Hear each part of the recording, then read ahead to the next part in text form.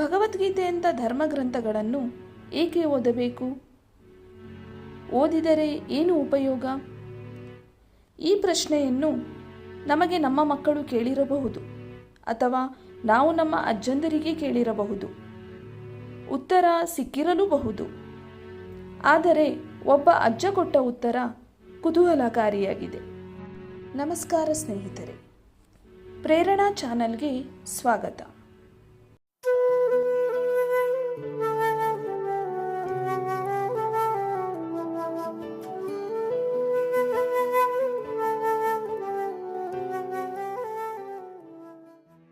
ಆ ಅಜ್ಜ ಪ್ರತಿದಿನ ಮುಂಜಾನೆ ಎದ್ದು ಭಗವದ್ಗೀತೆ ಪಠಣ ಮಾಡುತ್ತಿದ್ದರು. ಅದೇ ಸಮಯಕ್ಕೆ ಅವರ ಮೊಮ್ಮಗನೂ ಎದ್ದು ಶಾಲಾ ಪುಸ್ತಕವನ್ನು ಓದುತ್ತಿದ್ದ. ಒಂದು ದಿನ ಮೊಮ್ಮಗ ಅಜ್ಜನನ್ನು ಅನುಕರಿಸಿ ತಾನೂ ಭಗವದ್ಗೀತೆಯನ್ನು ಓದಲು ಪ್ರಯತ್ನಿಸಿದ. ಆದರೆ ಅವನಿಗೆ ಏನೂ ಅರ್ಥವಾಗಲಿಲ್ಲ.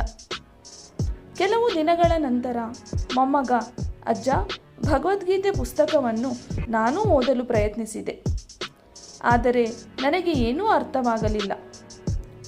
ಅರ್ಥವಾದ ಅಲ್ಪ ಸ್ವಲ್ಪ ಕೂಡ ನೆನಪಿನಲ್ಲಿ ಉಳಿಯುವುದಿಲ್ಲ. ಅಜ್ಜ, ಅರ್ಥವಾದರೂ ಅರ್ಥವಾಗದಿದ್ದರೂ ನೆನಪಿನಲ್ಲಿ ಉಳಿಯಿದರೂ ಉಳಿಯದಿದ್ದರೂ ಓದಲೇಬೇಕಾದ ಗ್ರಂಥಗಳಿವು. ಮೊಮ್ಮಗ ಕೇಳಿದ, ಅರ್ಥವಾಗದ, ನೆನಪಿನಲ್ಲಿ ಉಳಿಯದ ಗ್ರಂಥವನ್ನು ಓದುವುದರಿಂದ ಏನು ಪ್ರಯೋಜನ ಎಂದ. ಅಜ್ಜ ಸ್ವಲ್ಪ ಹೊತ್ತು ಯೋಚನೆ ಮಾಡಿ, ನಿನ್ನ ಪ್ರಶ್ನೆಗೆ ಉತ್ತರ ಕೊಡುತ್ತೇನೆ. ಅದಕ್ಕೆ ಮೊದಲು ನಿನಗೊಂದು ಕೆಲಸವಿದೆ. ಅಡುಗೆ ಮನೆಯಲ್ಲಿರುವ ಜೋಳಿಗೆಯಲ್ಲಿ ಇದ್ದಿಲು ತುಂಬಿದೆ, ಅದನ್ನು ಖಾಲಿ ಮಾಡಿಕೊ. ಹತ್ತಿರದಲ್ಲಿ ನದಿ ಹರಿಯುತ್ತಿದೆ, ನದಿಯಿಂದ ಜೋಳಿಗೆ ತುಂಬ ನೀರು ತುಂಬಿಸಿಕೊಂಡು ಬಾ ಎಂದರು. ಮೊಮ್ಮಗ ಜೋಳಿಗೆಯನ್ನು ಖಾಲಿ ಮಾಡಿದ. ಇದ್ದಿಲು ಹಾಕಿಟ್ಟಿದ್ದರಿಂದ ಜೋಳಿಗೆ ಕಪ್ಪು ಕಪ್ಪಾಗಿತ್ತು. ಆತ ಅದನ್ನು ತೆಗೆದುಕೊಂಡು ನದಿಗೆ ಹೋದ. ಜೋಳಿಗೆಯನ್ನು ನೀರಿನಲ್ಲಿ ಅದ್ದಿ ನೀರು ತುಂಬಿಸಿಕೊಂಡ. ಮನೆ ಕಡೆಗೆ ಧಾವಿಸಿದ. ಜೋಳಿಗೆ ಬಟ್ಟೆಯದ್ದಾದ್ದರಿಂದ ಮನೆಗೆ ಬರುವಷ್ಟರಲ್ಲಿ ನೀರೆಲ್ಲ ಸೋರಿ ಹೋಗಿತ್ತು. ಮೊಮ್ಮಗ ಅಜ್ಜನಿಗೆ ಜೋಳಿಗೆಯಲ್ಲಿ ನೀರು ತರುವುದು ಕಷ್ಟ, ಇಲ್ಲಿಗೆ ಬರುವಷ್ಟರಲ್ಲಿ ಎಲ್ಲ ಸೋರಿ ಹೋಗುತ್ತದೆ, ಬಿಂದಿಗೆಯಲ್ಲಿ ತರಲೆ ಎಂದು ಕೇಳಿದ. ಅಜ್ಜ, ನನಗೆ ಬಿಂದಿಗೆಯ ನೀರು ಬೇಡ, ಜೋಳಿಗೆಯ ನೀರೇ ಬೇಕು ಎಂದರು. ಮೊಮ್ಮಗ ಮತ್ತೊಮ್ಮೆ ನದಿಗೆ ಧಾವಿಸಿ ಜೋಳಿಗೆಯಲ್ಲಿ ನೀರು ತುಂಬಿಸಿಕೊಂಡ. ಮತ್ತೆ ಮನೆಗೆ ಬರುವಷ್ಟರಲ್ಲಿ ನೀರೆಲ್ಲ ಸೋರಿ ಹೋಗಿತ್ತು. ಅಜ್ಜ ಮತ್ತೆ ಹೋಗು, ಜೋಳಿಗೆಯಲ್ಲೇ ನೀರು ತೆಗೆದುಕೊಂಡು ಬಾ ಎಂದರು. ಮೊಮ್ಮಗ ಮತ್ತೆ ನದಿಗೆ ಓಡಿದ. ಅಪರೂಪದ ಮೊಮ್ಮಗ ಅಜ್ಜನ ಮಾತನ್ನು ಚಾಚೂ ತಪ್ಪದೆ ಪ್ರತಿಭಟಿಸದೆ ಪಾಲಿಸುತ್ತಿದ್ದ. ಹೀಗೆ 10 ಸಾರಿ ನಡೆಯಿತು. ಆದರೆ ಜೋಳಿಗೆಯಲ್ಲಿ ನೀರು ತರಲಾಗಲಿಲ್ಲ.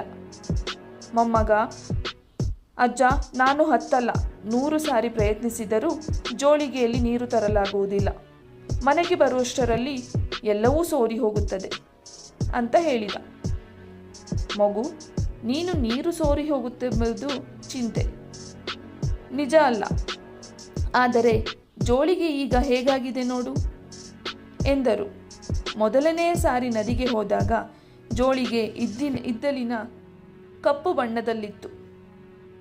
ಈಗ 10 ಸಾರಿ ನದಿಗೆ ಹೋಗಿ ನೀರು ತುಂಬಿಸಿಕೊಂಡು ಬರುವಷ್ಟರಲ್ಲಿ ಕಪ್ಪು ಜೋಳಿಗೆ ಬಿಳಿಯ ಜೋಳಿಗೆ ಆಗಿತ್ತು. ಅಂದರೆ ಕೊಳಕನ್ನೆಲ್ಲ ಕಳೆದುಕೊಂಡು ಶುಭ್ರವಾಗಿತ್ತು. ಭಗವದ್ಗೀತೆಯನ್ನು ಓದಿದಾಗ ಅರ್ಥವಾಗದಿರಬಹುದು, ಓದಿದ್ದು ನೆನಪಿನಲ್ಲಿ ಉಳಿಯದಿರಬಹುದು. ಆದರೆ ಓದುವಾತನ ಮನಸ್ಸು ಶುದ್ಧಿಯಾಗುತ್ತದೆ, ಬುದ್ಧಿ ಕೂಡ ಶುದ್ಧಿಯಾಗುತ್ತದೆ. ಅದಕ್ಕಾಗಿ ಭಗವದ್ಗೀತೆಯನ್ನು ಓದಬೇಕು ಎಂದರಂತೆ. ಇದಕ್ಕೆ ನಿಮ್ಮ ಅಭಿಪ್ರಾಯವೇನು ಸ್ನೇಹಿತರೆ? ನಾವುಗಳು ಕೂಡ ಇದೇ ತರಹ ಒಳ್ಳೆಯ ಗ್ರಂಥಗಳನ್ನು ಓದಿ ನಮ್ಮ ಬುದ್ಧಿ ಮತ್ತು ಮನಸ್ಸುಗಳನ್ನು ಶುದ್ಧ ಮಾಡಿಕೊಳ್ಳೋಣ. ಈ ಮಾಹಿತಿ ಇಷ್ಟವಾಗಿದ್ದರೆ ಲೈಕ್ ಮಾಡಿ, ಶೇರ್ ಮಾಡಿ ಹಾಗೂ ಪ್ರೇರಣಾ ಚಾನಲ್ನ ಸಬ್ಸ್ಕ್ರೈಬ್ ಮಾಡಿ. ಧನ್ಯವಾದಗಳು.